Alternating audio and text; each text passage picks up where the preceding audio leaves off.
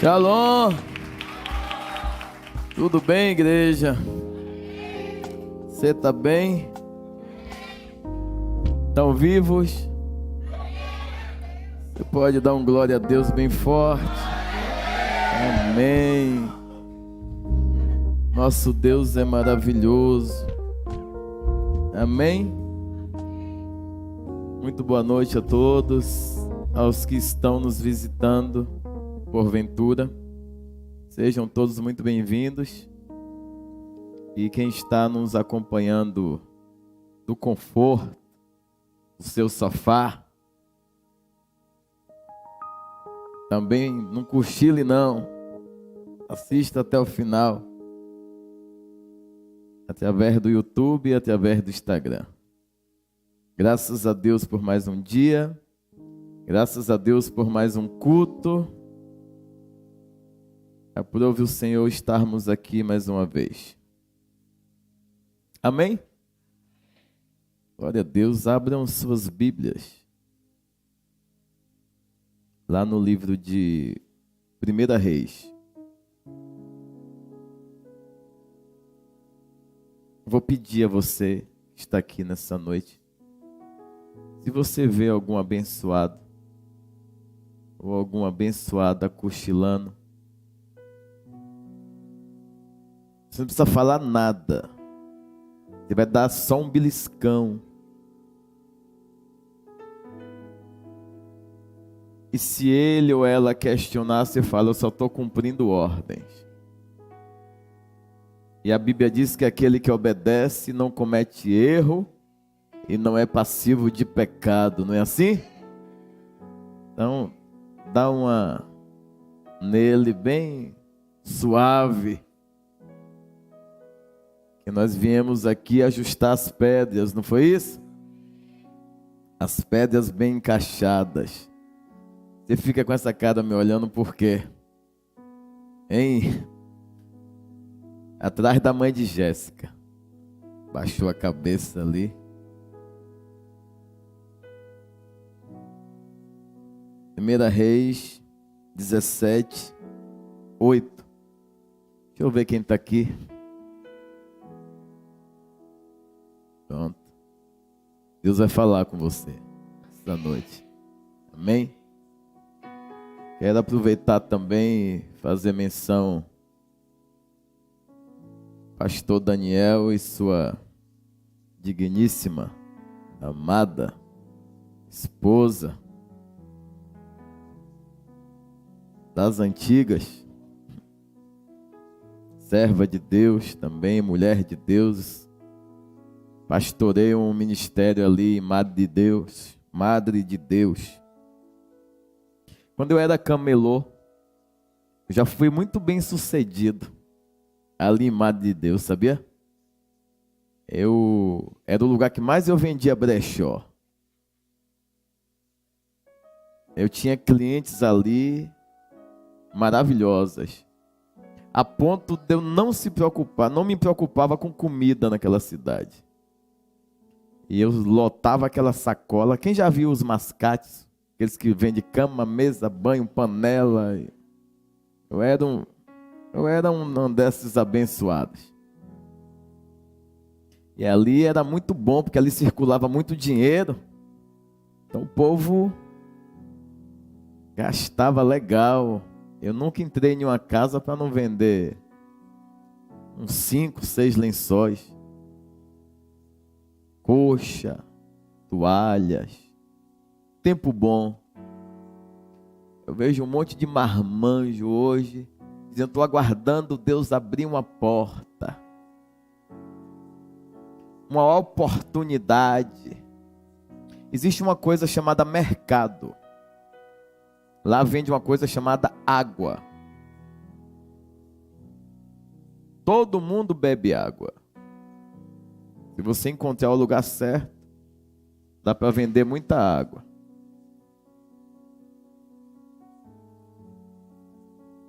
Já vendi panela em feira também.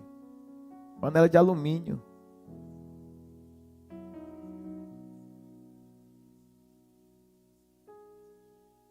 Comece a produzir nas mínimas coisas para Deus te colocar nas grandes. Não é porque minha mentalidade é de empresário. Mas tu não fez nada ainda e já é empresário? Tá bom, dono do Burger King. Não fez nem um hambúrguer, mas já é o dono da empresa. Esse é um tempo que Deus quer pegar pessoas improváveis e levar você a uma colheita extraordinária. Agora você tem que provar para Deus. Eu não tenho que provar nada. Tá bom, então fique na mesma, vá. Tem que provar sim. Tem que provar, mostrar que é bom, mostrar que é macho, mostrar que é fêmea. No meio de um ambiente de tanta perversão, tanta gente virando tudo, invertendo tudo, pervertendo tudo, tu acha que tu não vai ter que provar? Vai ter que provar. E vai ter que ser aprovado, inclusive. Amém? Sejam bem-vindos, viu?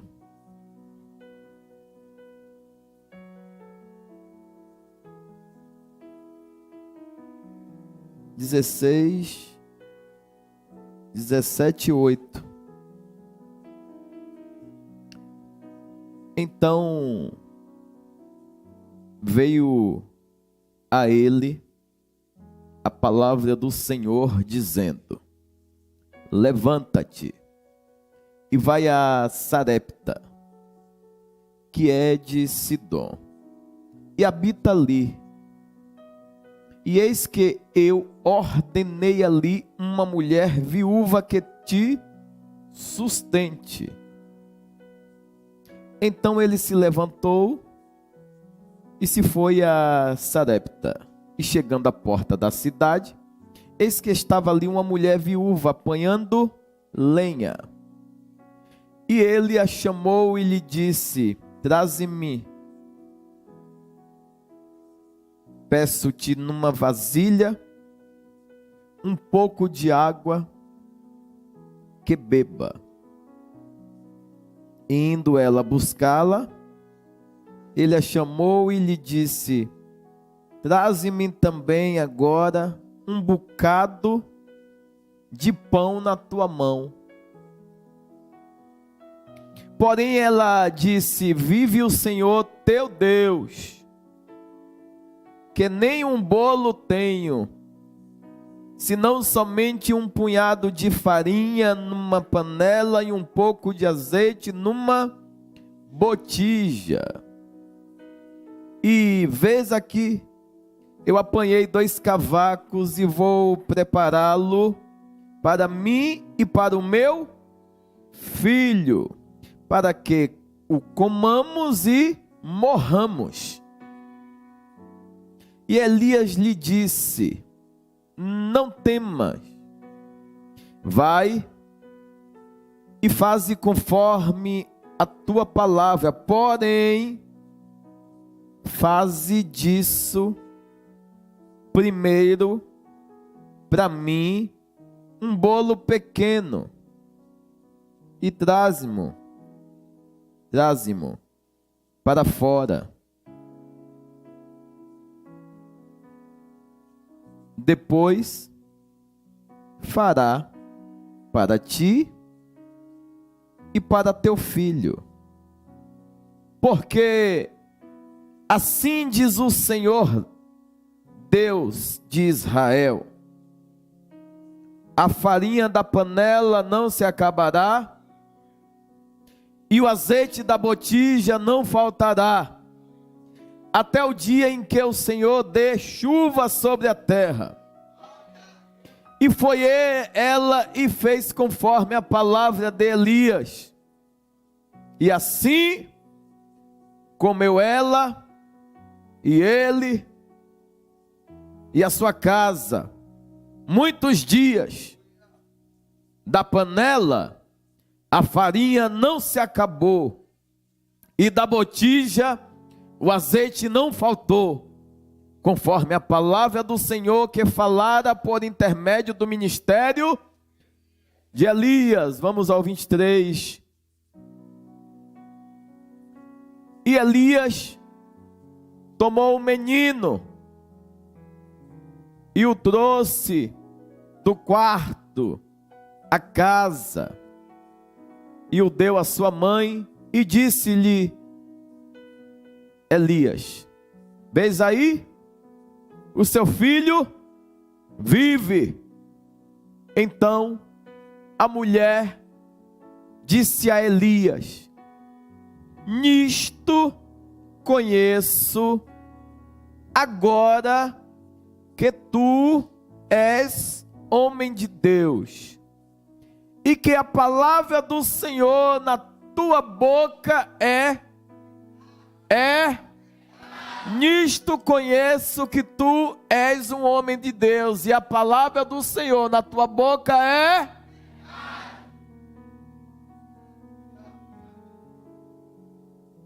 Nós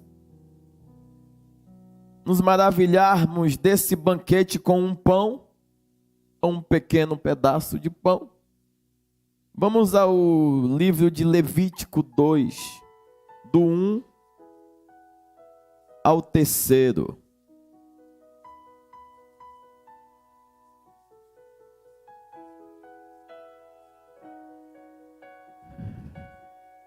Quem achou?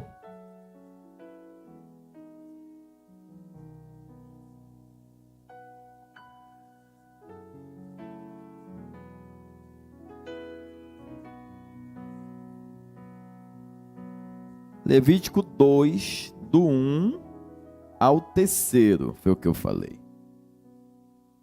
Falei 1, foi? Então eu peço perdão, que na minha mente... Falei 2? Tá, mas é 2. Pronto? A gente vai ler o 2, do 1 até o 3. Tudo bem, irmãos? E glória a Deus? Amém. Olha que lindo. E quando alguma pessoa oferecer oferta de manjares ao Senhor, a sua oferta será de flor de farinha. Nela deitará azeite e porá o incenso sobre e o trará e atrará aos filhos de Arão, os sacerdotes, um dos quais tomará dela um punhado da flor de farinha e do seu azeite, com todo o seu incenso, e o sacerdote queimará este memorial sobre o altar. Oferta queimada é de cheiro suave ao Senhor. O 3º, e o que sobrar ou sobejar da oferta de manjares será de Arão e de seus filhos, coisa santa, santa ou santíssima?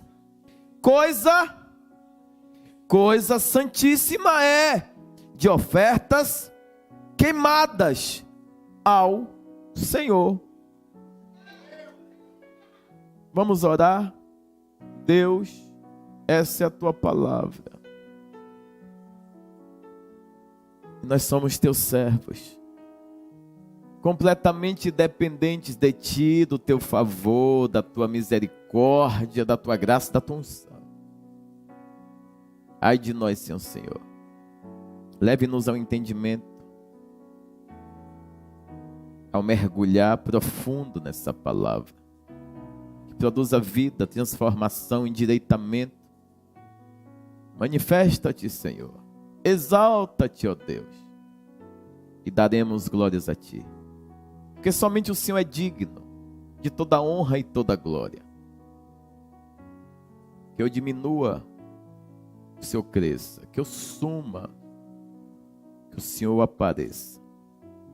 Eu sou falho, pecador e completamente dependente de ti. Repreendo todo demônio, principado e potestade em nome de Jesus. Todo cirandar das trevas seja repreendido agora em nome de Jesus. trazemos a nossa mente cativo ao Senhor. Cativo ao Senhor para experimentar de um nível profundo e tremendo de entendimento, conhecimento e cumprimento da tua vontade, que é boa, perfeita e agradável. Fique conosco, nos leve nessa viagem a um nível sobrenatural. Os que estão em casa sejam influenciados, impactados. Os que estão frios sejam aquecidos. Os que estão em momentos de tomadas de decisão, que acautelem-se. E saibam que o Senhor é Deus. Que louvamos. Aplauda forte a Jesus.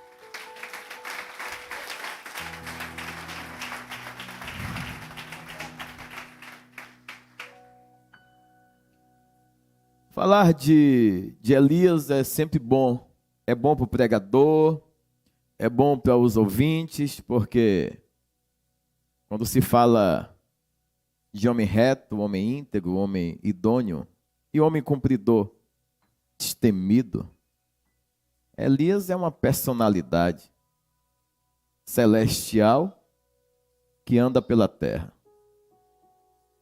Falar de Elias, você tem que ter cuidado. Se chamar de homem de Deus, você tem que tomar cuidado.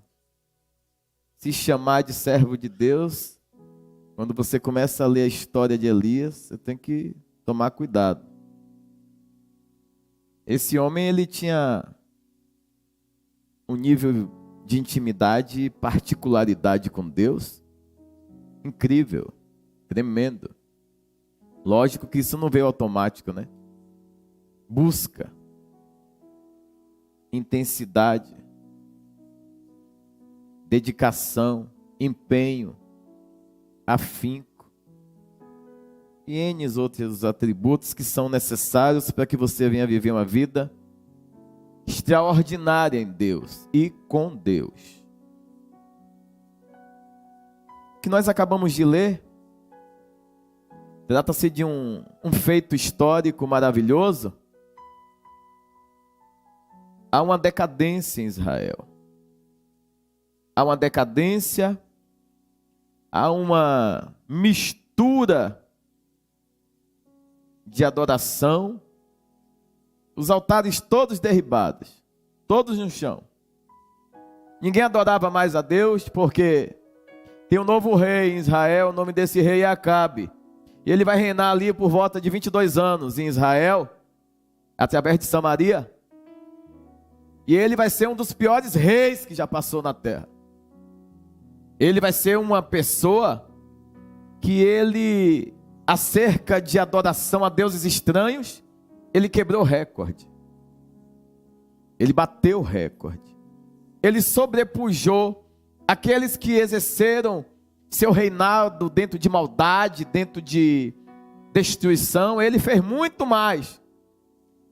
Estabeleceu-se um legado de construção na nomenclatura de Acabe, como se Acabe fosse o cara totalmente governado, gerido, etc., por Jezabel, e também faz parte. Porém, Acabe já era maldoso, Acabe já era miserável, Acabe já tinha associação com demônios. É bom salientar, porque a gente pega a Jezabel, que é terrível, miserável, filha de Etbaal, através de uma associação, de uma sociedade, de uma aliança que era comum naqueles tempos, para evitar guerras entre povos.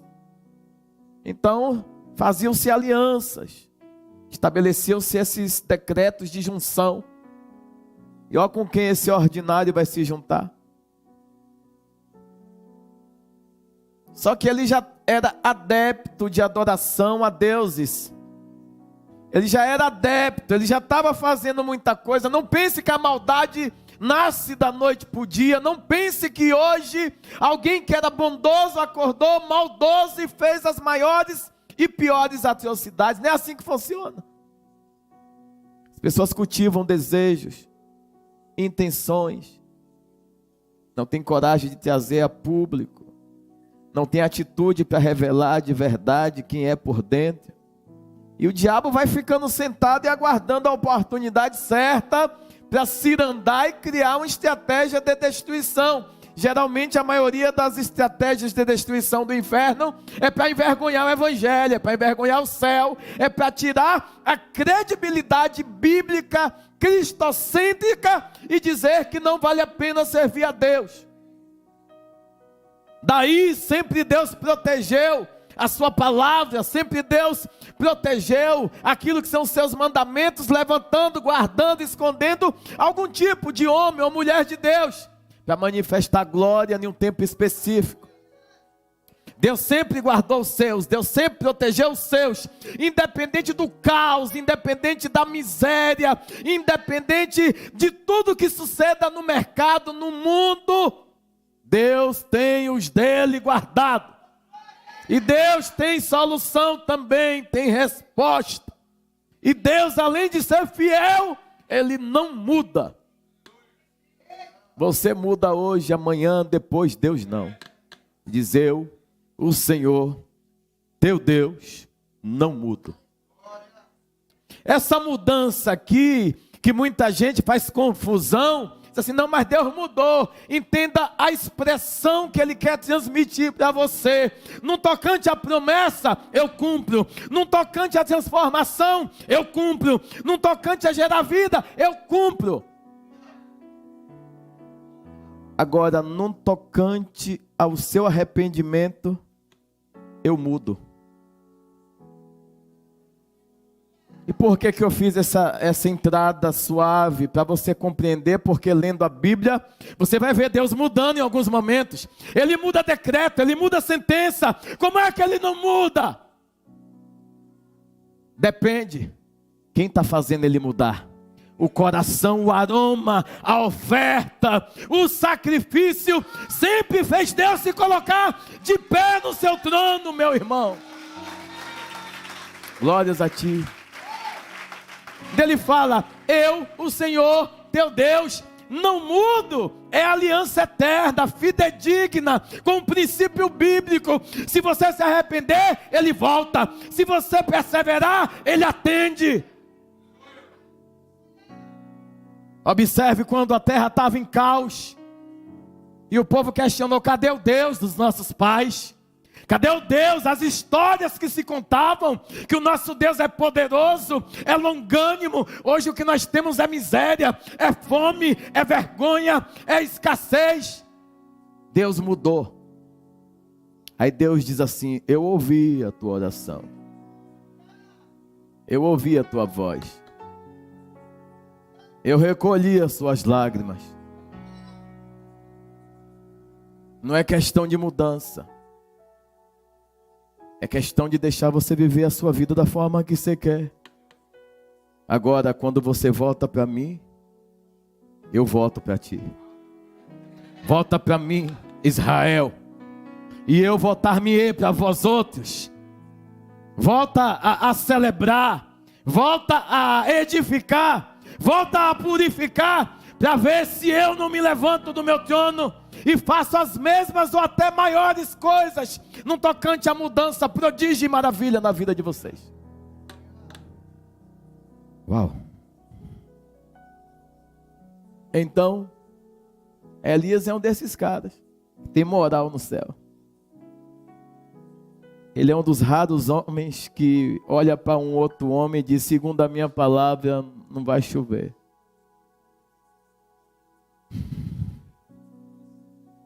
Segundo a minha palavra, isso é tremendo. Ele não está dizendo segundo o meu ego, meu egoísmo, egocentrismo. Ele está dizendo segundo o relacionamento que eu tenho construído com meu Deus. Segundo a verdade que eu tenho tido e sido diante do meu Deus.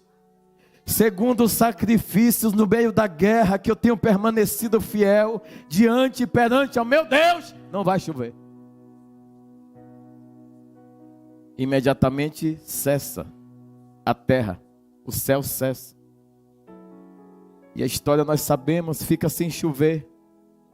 Só que quem libera a palavra não é qualquer pessoa. A pergunta é, você libera a palavra, o caos vem na cidade, como fica a sua vida? Porque tem profeta que libera a palavra e Deus cumpre. para poder glorificar seu próprio nome, mas o profeta é protegido. Porque quem libera a palavra de não ter chuva é Elias. E quem libera a palavra para o corvo sustentar? Entenda em nome de Jesus. Não é questão só de liberar a palavra.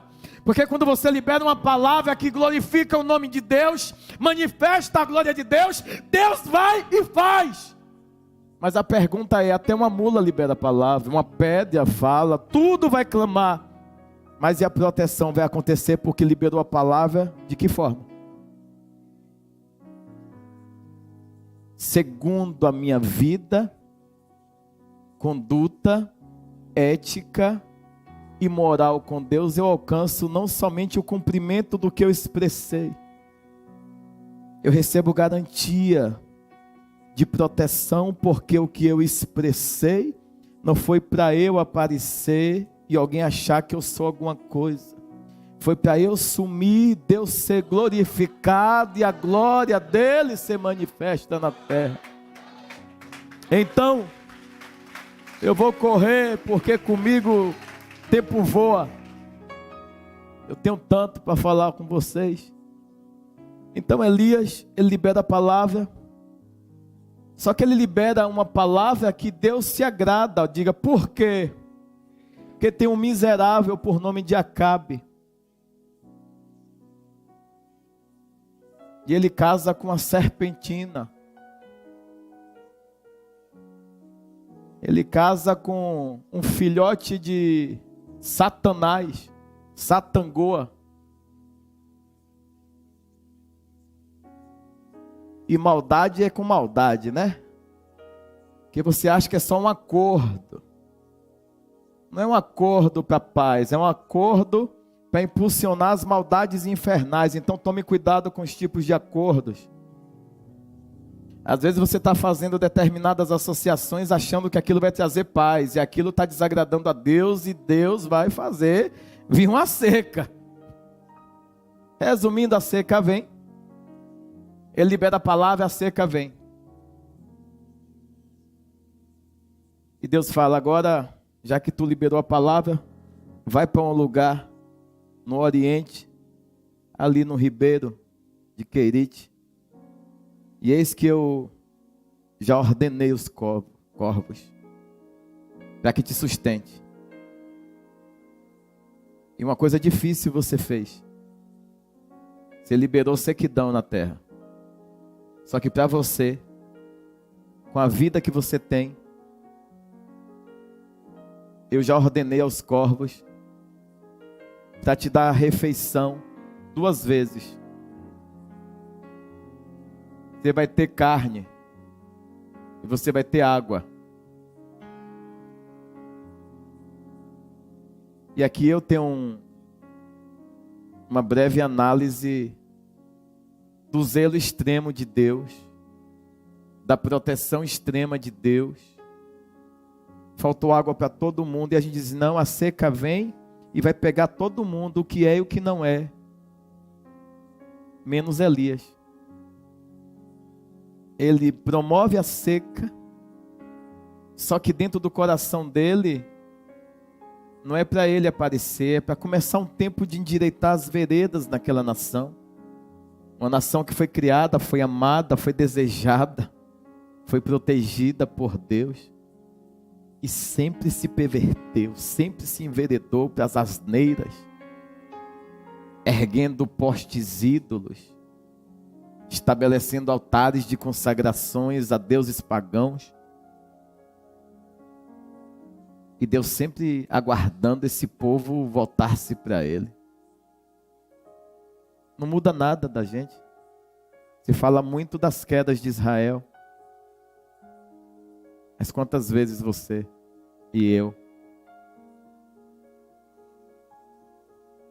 estávamos bem, vendo Deus manifestar a graça do primeiro amor. Mas no decorrer do tempo e um determinado momento da nossa vida, fomos atacados por um sedentarismo de uma gente guardada por Satanás dentro da igreja. Deus guarda o deles, né? O dele. E o diabo também não?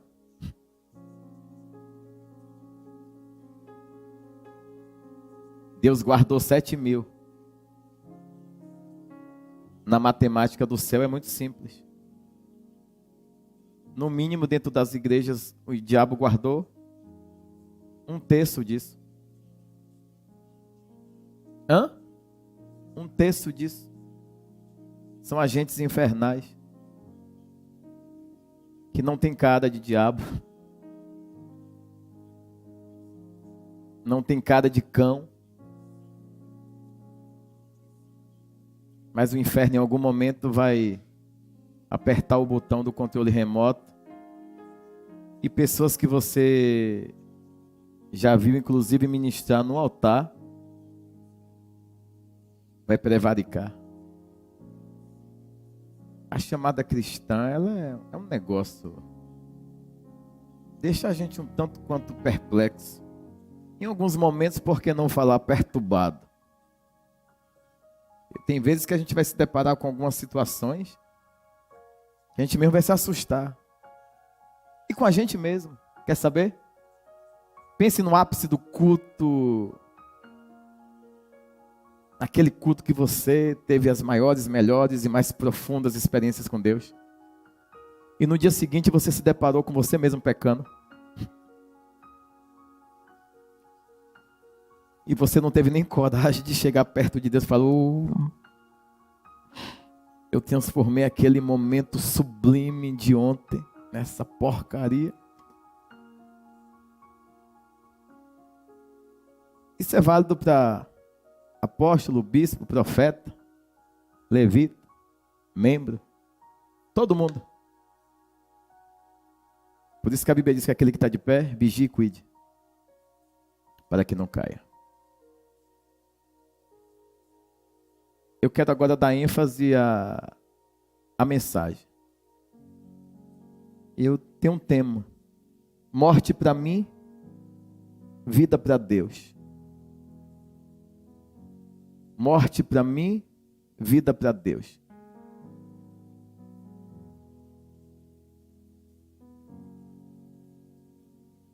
O ribeiro secou,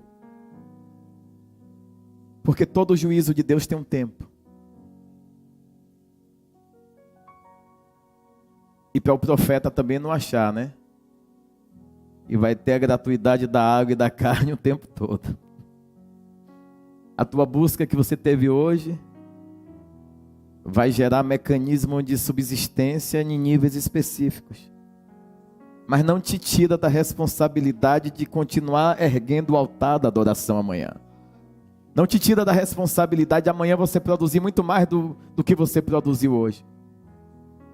Hoje foi maravilhoso, amanhã tem que ser extraordinário, depois sobrenatural, depois estratosfericamente sublime, excelso,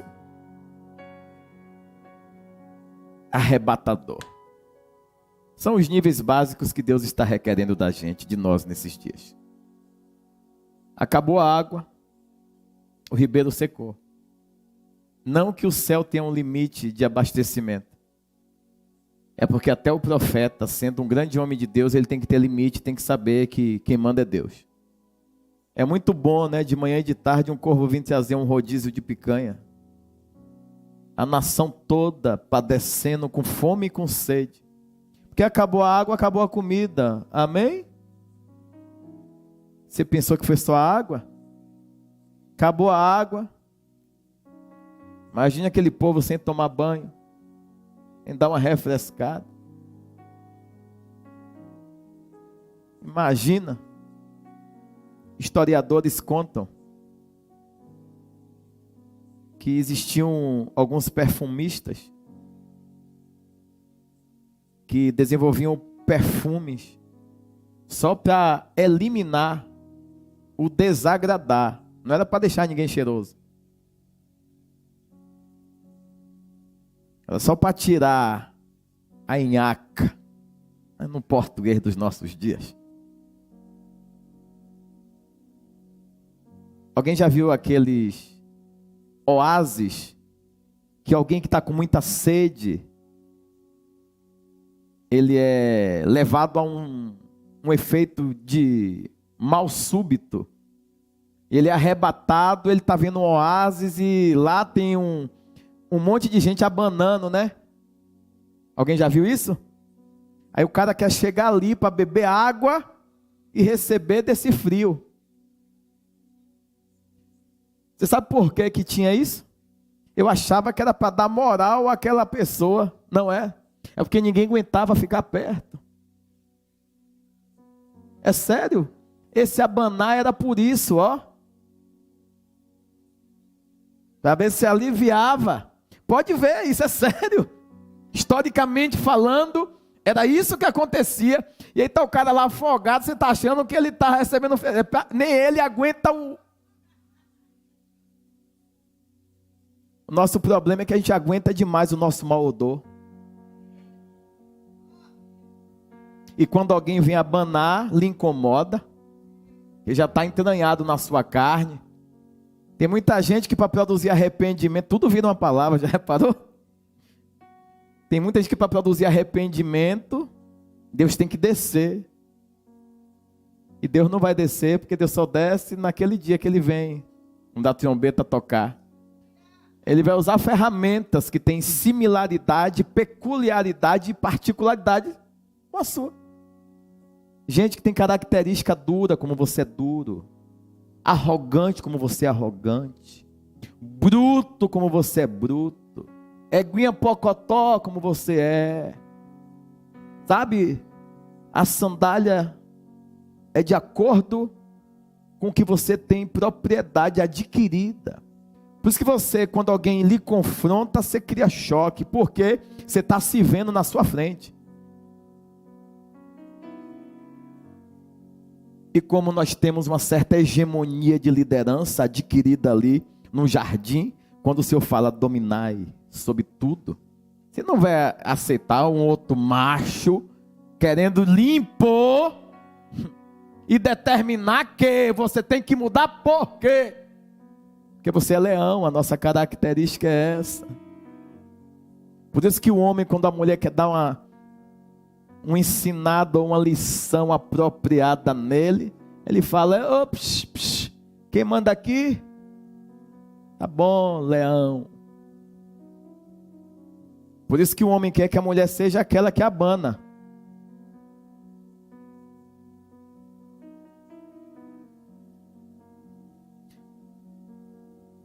Só que a mulher leoa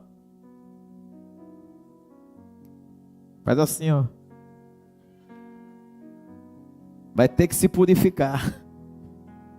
Vai ter que limpar a sujeira. Vai ter que endireitar a vida. Vai ter... e não tem negócio de se associar para a paz chegar. Paz com o inferno não existe. Existe ilusão. Paz só quem pode dar é aquele que excede todo entendimento na pessoa do nosso Senhor Jesus. Graças a Ti, Jesus. Então, secou o ribeiro. Deus fala, vai a uma viúva, Sarepta, que eu já tenho ordenado ela para que lhe sustente. E agora eu vou pedir o máximo de sabedoria em vocês, explore o máximo. Porque agora vai começar o entendimento da palavra. E não é uma palavra mexida, é uma palavra atual. Deus me deu neste instante. Então, é fresquinho. Uma comida feita para nós. Para os nossos dias, para o nosso entendimento. O que cada um recebeu no decorrer da passagem bíblica, amém. Isso hoje é para a gente. Então, nós viajamos depois da leitura, nós fomos aonde? Em Levítico, porque ali está estabelecido o quê? É o livro de quê? Então ali tem tudo que são as determinações estabelecidas pelo próprio, para que você não questione, nem eu. Nesse tempo, não existia altar em Israel. Correto, Arivelto? Porque o Acabe tinha... Existiam duas legiões que predominavam, infernalmente falando, em Jerusalém. Eram profetas de Azira e de Baal. Então eram dois povos. Cadê Deus? Cadê Deus? Na sujeira Deus está? Na imoralidade Deus está? No altar derribado Deus está? Pronto, então quem estava ali eram deuses estranhos. Só que Deus tinha os seus profetas para trazer direcionamento, ordenamento. Sim ou não? Então eu preciso que vocês compreendam. Nós lemos alguns tipos de determinações deixadas pelo próprio Deus acerca das ofertas. E uma das especificações que nós lemos tem a ver com a farinha e com o azeite. Esse tipo de sacrifício tinha que ter fogo. Ou nós vimos a palavra fogo lá? Por que que em Levítico nós não vimos a palavra fogo, ter que fazer o fogo? Porque o próprio Deus é o próprio fogo, né? Consumidor. Então ele não precisa de fogo, porque ele é fogo. Mas ele quer o quê? A farinha. Ele quer você. Resumindo, ele tem óleo para te dar. Ele tem ornamento para te dar. Mas ele não abre mão do propósito e do princípio pelo qual ele estabeleceu no início. Então, nós lemos no início ali em Levítico, que ele falou que a farinha e o azeite para fazer o pão, segundo as regras judaicas, toda oferta de farinha e azeite são ofertas pobres. As ofertas mais pobres que existiam eram o quê? Azeite.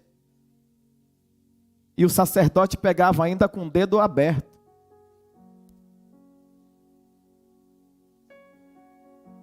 E aquilo era levado ao fogo.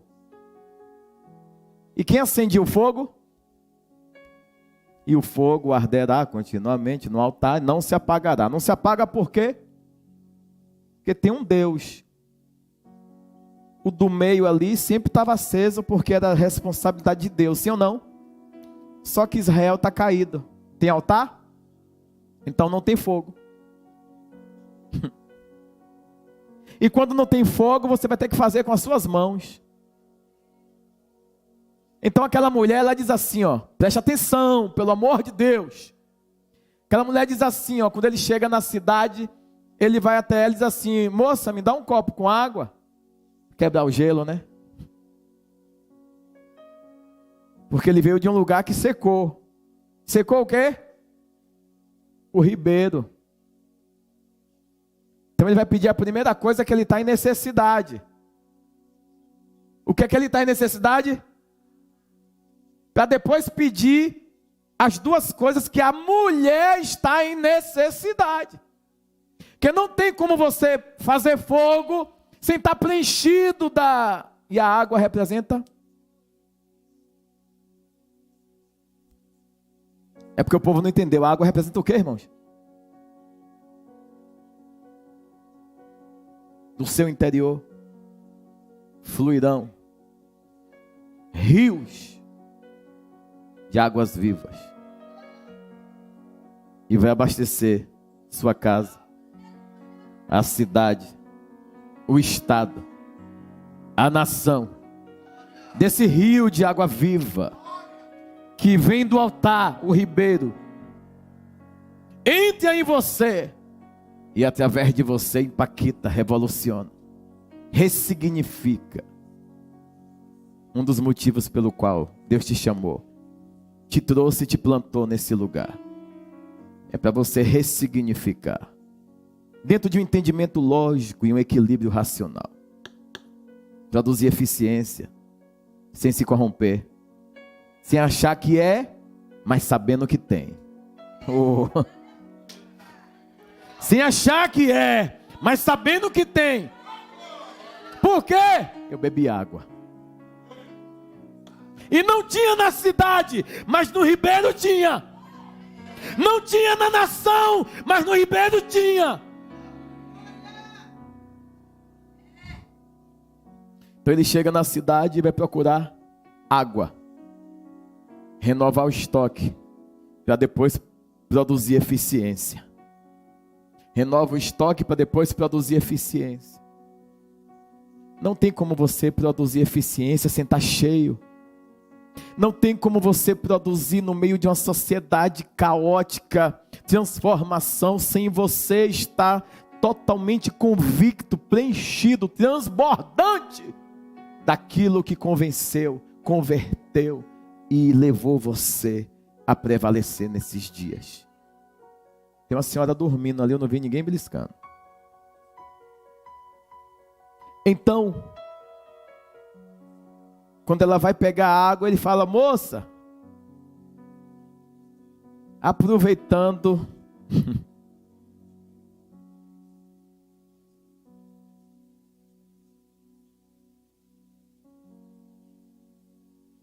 traz um pão.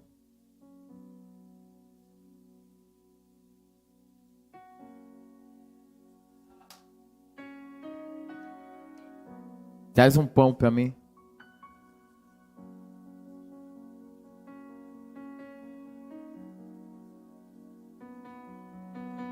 Falou.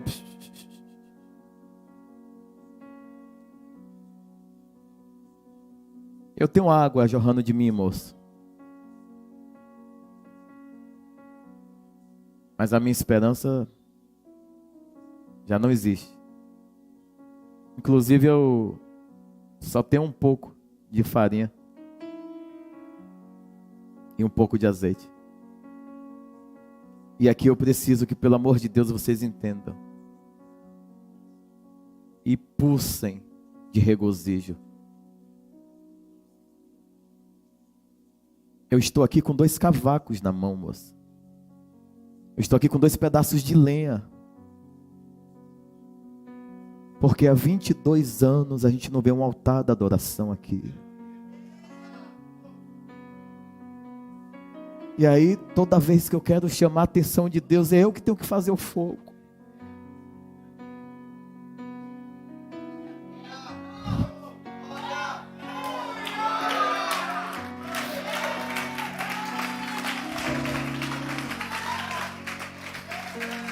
Preste atenção, porque isso é muito forte, irmãos. Eu tenho 2 cavacos aqui. Tem muito tempo que a gente não vê um altar aqui. Os montes foram invadidos, pervertidos. Embaixo só tem miséria.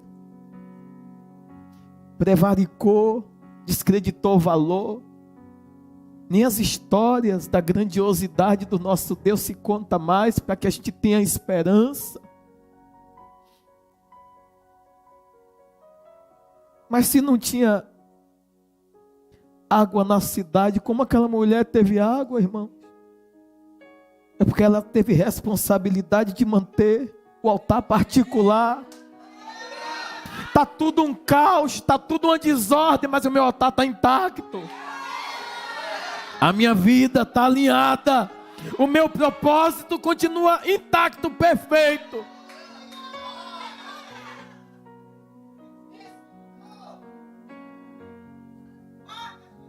Você ainda nem ouviu a profundidade do que eu vou lhe entregar agora.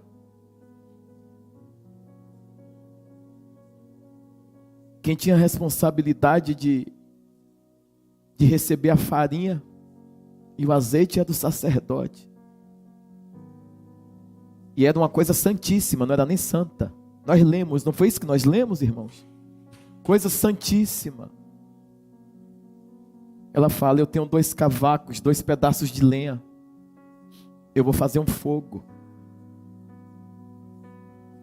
E eu vou fazer o pão. Com pouco que eu tenho. Todo mundo só vai ler essa mensagem e vai analisar a escassez daquela mulher.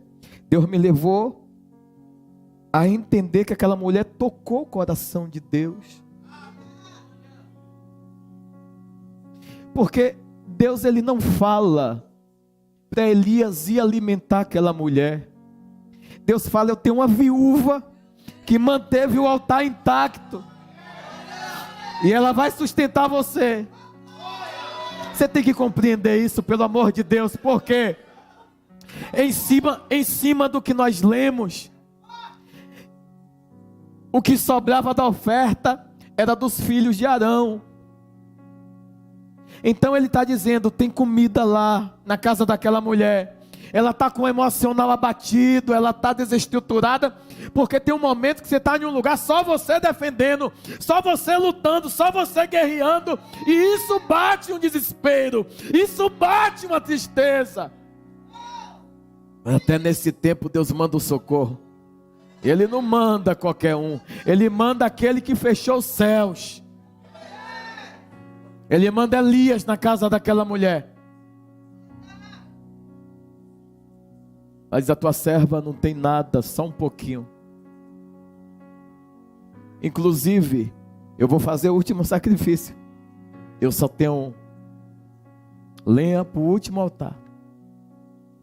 Eu só tenho farinha para o último sacrifício. E eu só tenho azeite só para o último bolo. E parece que vai durar muito mais, então eu vou fazer um pão. E como não tem sacerdote para eu dar a oferta, eu vou comer com meu filho. Nós vamos morrer. E quando nós morrermos, vai subir o aroma agradável para Deus. Vocês não entenderam? Isso é muito forte, irmão. Isso é muito forte. É profundo demais. Ela não está dizendo que vai morrer com questão da fome. Ela já estava vivendo. Ela está dizendo, não tem altar. Então eu vou comer o que seria do sacerdote, porque não tem sacerdote. Não tem sacerdote aqui. Então eu vou fazer o último sacrifício. E eu estou convicta que depois da minha morte eu subo com um aroma agradável, eu e meu filho. Nós não nos pervertemos, nós não prevaricamos, nós com a pouca força que tínhamos, continuamos ascendendo, com o pouco que tínhamos, continuamos glorificando. Aleluia. Aí vem a pergunta que não quer calar: se essa oferta é a oferta mais pobre,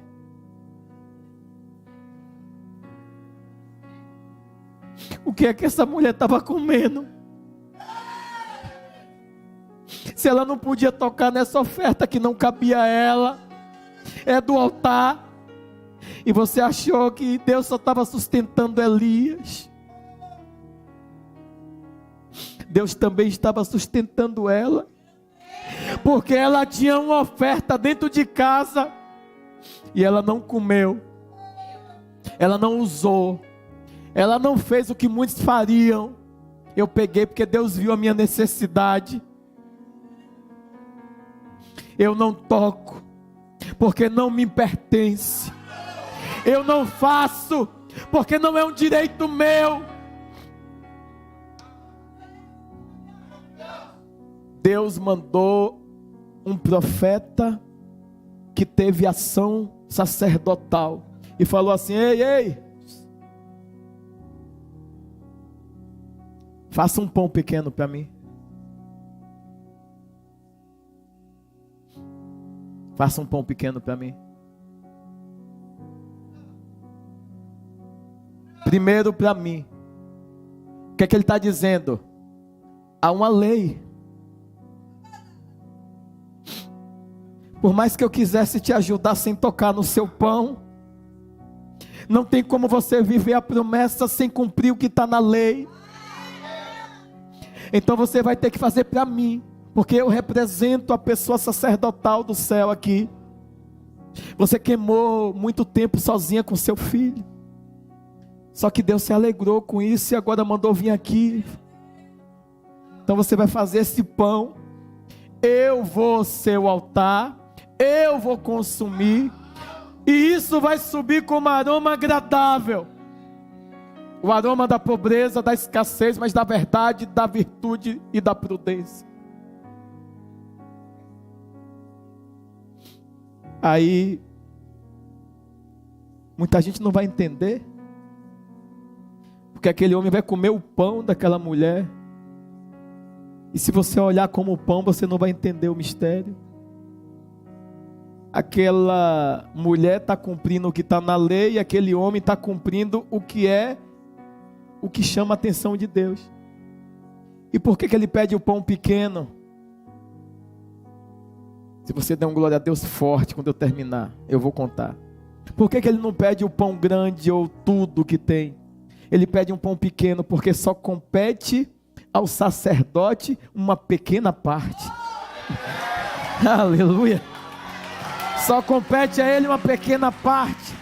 Sacerdote não é para estar com glamour. Sacerdote não é para estar sendo popstar. Sacerdote vive da pequena parte, mas com Deus, com Deus, com Deus. Exaltado seja.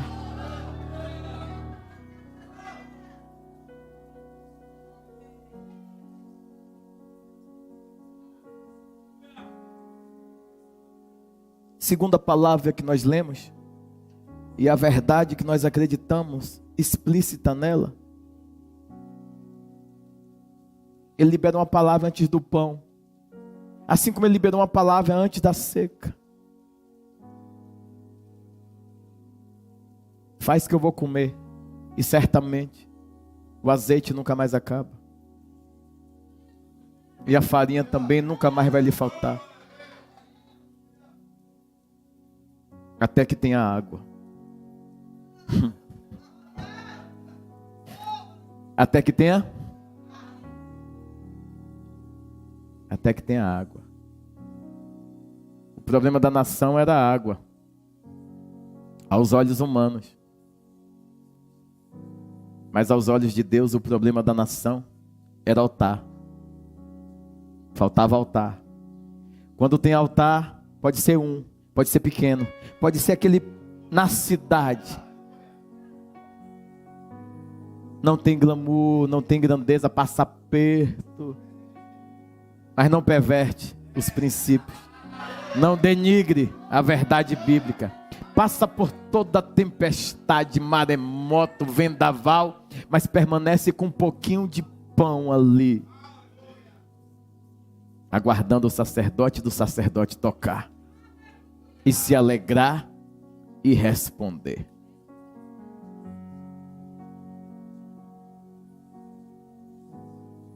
E quando uma pessoa decide morrer, Deus gera a vida dele dentro dessa pessoa. Morte para mim é a decisão que eu tenho todos os dias de morrer para tudo que impede o manifestar e o agir de Deus. E quando eu tenho essa atitude de morrer, Deus fala: eu vou viver em você. E o que você liberar eu cumpro. O que você determinar eu farei.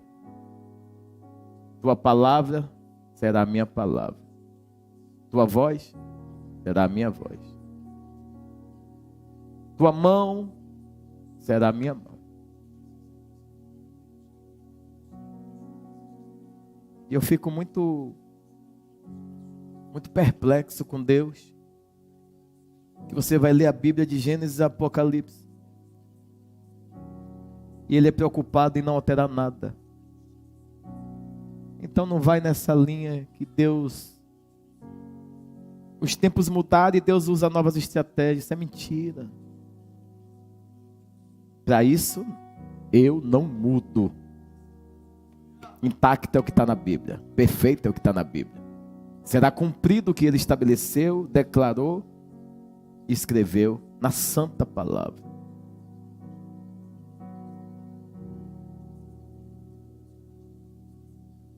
E o engraçado é que ele começa a morar nessa casa. E quem começa a sustentar ele é quem? Cumpre-se a vontade de Deus, a palavra de Deus. Se o cara não tiver alinhado com a vontade de Deus, ele vai chegar na casa de uma pobre e vai dizer assim: Deus me mandou para um lugar dizendo que a mulher vai me sustentar. A mulher não tem nada, até o emocional está abalado, ela quer morrer. Não tem nada a ver com morte, ela quer sacrificar.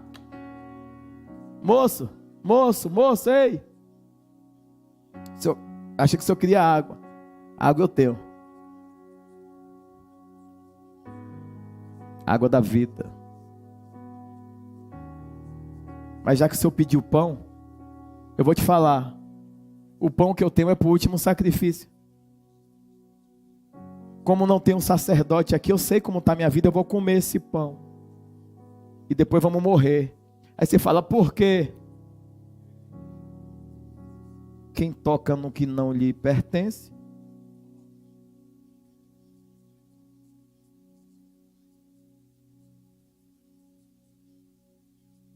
eu morro com Deus, mas não aceito esses altares derribados aqui da terra.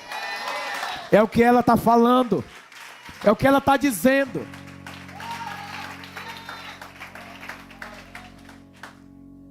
E aí pronto, o cara ganha um quarto lá em cima e já sabe, né? O profeta fica meio folgado.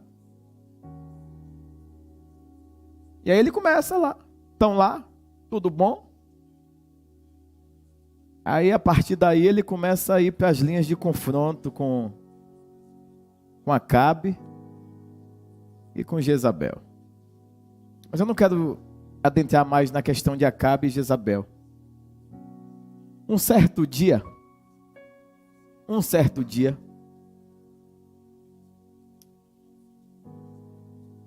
o filho dessa mulher morre. Não misture as histórias, pelo amor de Deus. Similares, mas até o quarto parece. Até o profeta parece. Que um nasceu do outro. Só que um certo dia ela vem, aí ele diz assim, ei,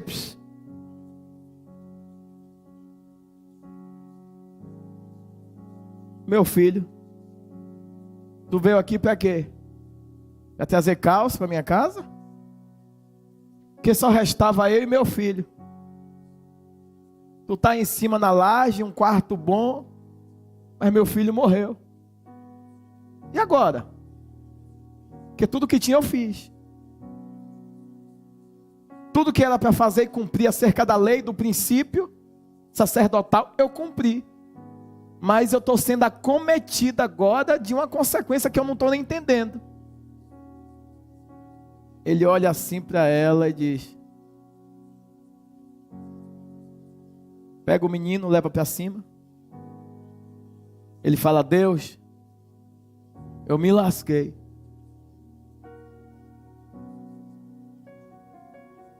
Porque eu cheguei em uma casa que cumpre tudo certinho. E eu não tenho o que profetizar aqui. Eu cheguei em uma casa que eles são cumpridores exímios do que está na palavra. E aqui eu não vou aparecer muito. Só que o filho da mulher morreu, Senhor. E se o Senhor não fizer algo, eu vou ser envergonhado. Porque esse mesmo coitado que fez a chuva parar, está dependendo do teu milagre para a vida voltar. E Deus é incrível, não é? Por favor, devolve o fôlego dele, Senhor. Resumindo o que nós lemos, o menino volta. Quando o menino volta, no 24 de 1 Reis 17, a mulher, ele entrega o filho, aí a mulher diz assim, ó, fica olhando para a gente encerrar. Então, a mulher, olhando, disse a Elias, nisto conheço agora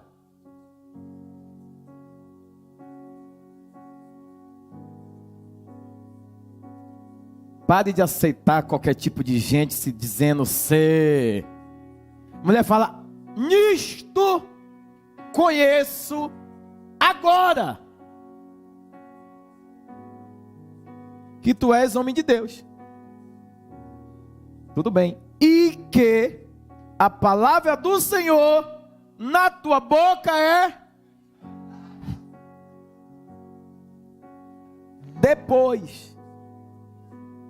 E esse cara já fez meio mundo de coisa. Só que na vida de quem está alinhado com Deus, não é só um milagre que vai fazer a diferença. Não é um roda-roda. Não é um revelar que conhece a tua história. Não é um dizer que sabe o número do processo. Isso aí o diabo viu. Estava até na audiência. E assinando junto com...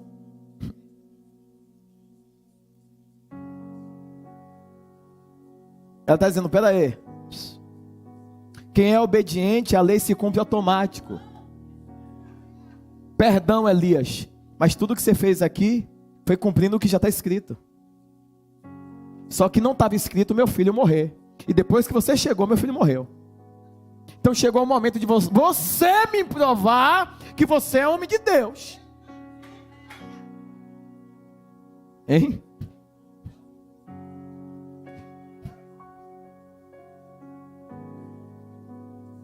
Parar de chover, Elias, foi agradável porque Deus queria julgar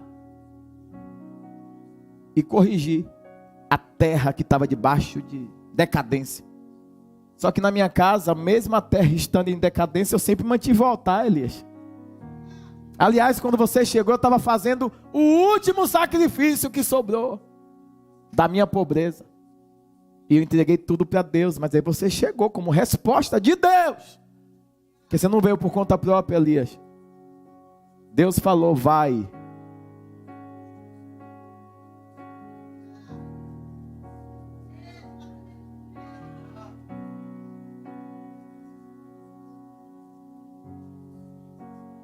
Elias ficou, aqui encerrou. Elias engoliu o medo, o choro, o pavor. E aqui ele fica maluco. Que a mulher fala, tudo que você fez foi suficiente para quem não tinha relacionamento com Deus. Foi amedrontivo para quem não tinha relacionamento com Deus. Foi preocupante para quem não tinha altar com Deus. Mas para quem tem altar com Deus, Elias, tem que fazer muito mais. Quem tem altar com Deus tem intimidade com Deus. Essa mulher nunca teve um bate-papo particular com Deus, porque Deus não se comunicava dessa forma. E mesmo sem ouvir a voz de Deus, ela obedecia a Deus, cumpria o que Deus determinou, sem alterar nenhum ponto, nem uma vírgula. E você acha que isso não deixa Deus perplexo, meu irmão? Eu não falei com essa mulher, o que a mulher faz? Eu falo com Elias, é verdade, para cumprir tudo litúrgico. Mas essa mulher cumpriu tudo. Tudo. Essa mulher, como ela não tem o conhecimento de como falar com Deus, ela chamou o afamado para ver se a fama é real. Porque pode funcionar na vida de todo mundo, mas se não funcionar na sua. O remédio curou todo mundo, mas se não funcionou para você, pode ter funcionado para todo mundo, mas eu continuo com dor de cabeça. Por isso que ela fala assim, nisto, eu vejo, nisto, sabe o que é nisto para ela? Dentro da minha casa eu quero ver. Eu quero ver dentro da minha casa. Na casa dos outros, os outros falando. Quero ver na minha casa. Observe na expressão de Elias a preocupação falando com Deus. Depois você vai ler. E clamou ao Senhor, 20. Ó Senhor meu Deus, também até esta viúva, com quem eu moro, afligiste, matando-lhe seu filho, Senhor. Então se mediu sobre o menino 3 vezes e clamou e disse: ó Senhor, meu Deus, rogo-te que torne a alma deste menino a entrar nele. Para ordenamento e enquadramento com a vontade de Deus, basta eu liberar uma palavra. Se for de acordo com o que Deus quer, cessa a chuva na hora. Agora, se for para você aparecer, e aí eu já tive experiência com Deus. Já teve dia que eu estava no monte, a gente levanta a mão, Deus, cessa a chuva. E a chuva, ó.